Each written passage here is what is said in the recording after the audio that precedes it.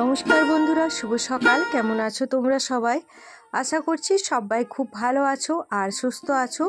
আমি এবং আমার পরিবারও বেশ ভালো আছি।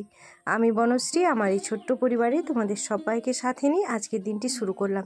তো দেখো, সকালে ঘুম থেকে উঠে বাসি ছড়া ঠাকুর প্রণাম সেরে এখন রান্নাঘরে চলে এসেছি। আর রান্নাঘরে যে গতকাল রাতে জলটা রেখেছিলাম, জলটা গাছের গোড়ায় দিয়ে দিলাম। তো তারপর নিজের জন্য একটু উষ্ণ গরম জল করে নিলাম। তো গরম জল খেলে কি হয়, এক বোনও আমাকে কমেন্ট করে জানতে চেয়েছো যে দিদিভাই গরম জল খেলে কি হয়।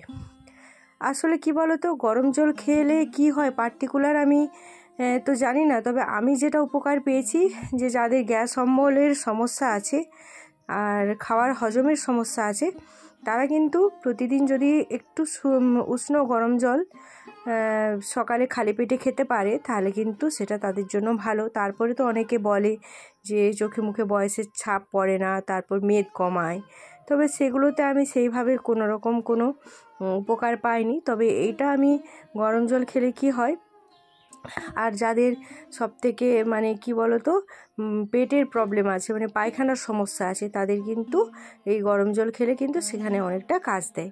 তো যাই হোক, এইগুলোই আমি জানি আর তার জন্যই খাই। তো খেলে আমার সত্যি আমার শরীরটা ভালো লাগে। আর তাছাড়া কী বলো তো, যেদিন না খাই মনে হয় যেন কিছু একটা হলো না। এটা একটা অভ্যেসে আমার পরিণত হয়ে গেছে যে খেতেই হবে। আর সবাই বলে জানি যে উষ্ণ গরম জল খেলে ভালো, তো সবাইয়ের কথা মতোই কিন্তু আমি খাই। তবে আমার রেজাল্ট যদি জানতে চাও তাহলে ওই গ্যাস অম্বলের দিক থেকে অনেকটা কম বলতে পারো, এইটুকুই। তো গরম জলটা খেয়ে নিলাম। তো আজকেও যাব কাজে। তো এখন রেডি হয়ে গেছি, আর রেডি হয়েছে দেখো এই যে একটু ছাতু শরবত করে নিচ্ছি। অনেক দিন থেকে একটু ছাতু পড়েছিল, তো দেখলাম যে ডিবার মধ্যে আর বেশি দিন থেকে গেলে এখন তো যেহেতু বর্ষাকাল নষ্ট হয়ে যাবে, তো তাই ছাতুর শরবতটা খেয়ে নিলাম। আর এই যে দেখো, যে গতকাল যে জায়গায় এসেছিলাম আজকেও কিন্তু সেই জায়গায় এসেছি, আর আজকে আমাদের কাজ হয়ে গেছে। এটা আমি অনেকক্ষণ পরে তোমাদের সাথে ভিডিওটা শেয়ার করছি। এখন বাজে প্রায় 11:30 মতো।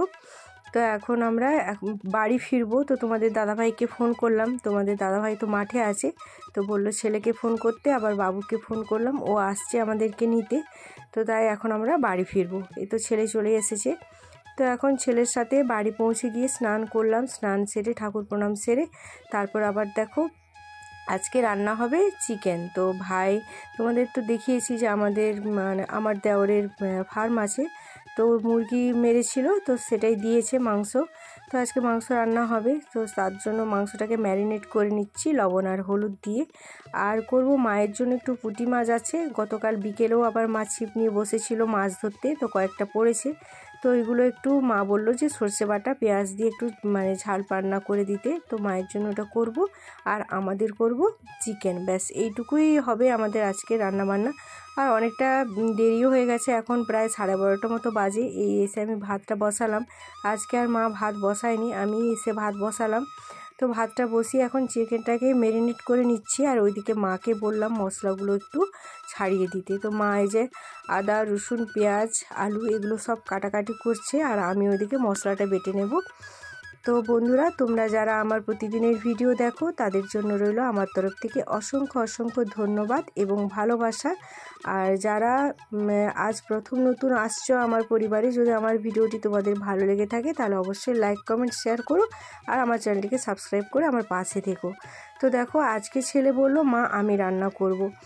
আমারও ভালোই হলো, তখন আমি বললাম ঠিক আছে তাহলে তুই রান্না কর। তো ওকে মশলা টশলা সব ঠিক করে দিয়েছিলাম, তো ও রান্না করছে। আর রান্নাটা সত্যিই খুব সুন্দর করেছিল, একটু অন্যরকম প্রসেসে রান্না করেছিল, আর রান্নাটা সত্যি খেতে খুব ভালো লেগেছিল। আমি যেভাবে রান্না করি সেরকমটা নয়, আমার থেকে অনেক ভালো রান্না করেছিল। তো ওইদিকে ও রান্না করছিল, আমি ওই রান্নার যে সমস্ত বাসন কুসনগুলো ছিল ওগুলো চটপট করে ধুয়ে গোছাগুছি করে নিলাম। ভালোই হলো আজকে ছেলে রান্না করছে, এটা আমার অনেকটা সুবিধা হয়েছে, কারণ আজকে আমার অনেক কাজ ছিল।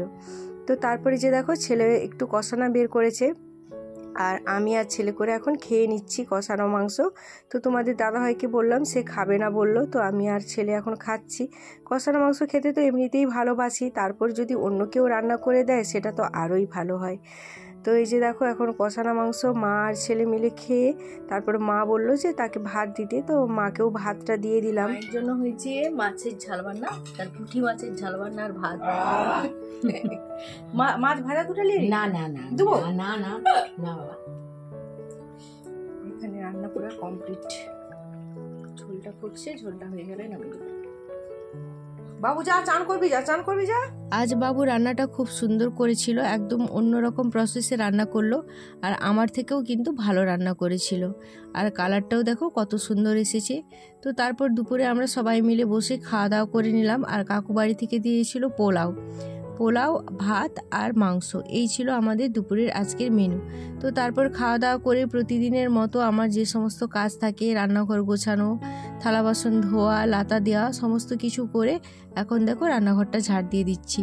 তো প্রতিদিন দুপুরে আর রাতে এই দুটো টাইম খাওয়া দাওয়ার পর আমার প্রায় 1 ঘন্টা মতো কাজ থাকে এই রান্নাঘরে সমস্ত জিনিসপত্র গোছানোর জন্য।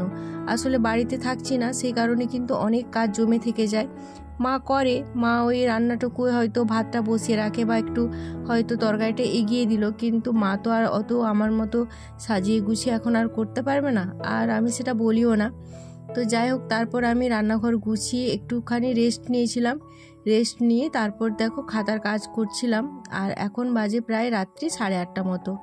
তো উঠে ছেলের বিছানাটা আগে গুছিয়ে দিচ্ছি, কারণ একটু পরেই তো আবার ঘুমাবে, বাসি বিছানায় ঘুমাতে নেই।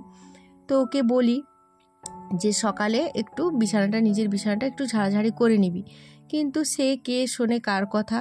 আর কি বলতো, এখন আমি ছেলেকে দোষ দিচ্ছি, কিন্তু এই দোষটা আমারই, কারণ আমি ছোট থেকে ছেলেকে অভ্যেস করাইনি। আসলে শিক্ষা বলো, অভ্যেস বলো, যা কিছুই বলো না কেন, সেটা কিন্তু ছোট থেকেই করতে হয়, নাহলে বড়বেলায় এসে সেগুলো আর ওরা করতে চায় না।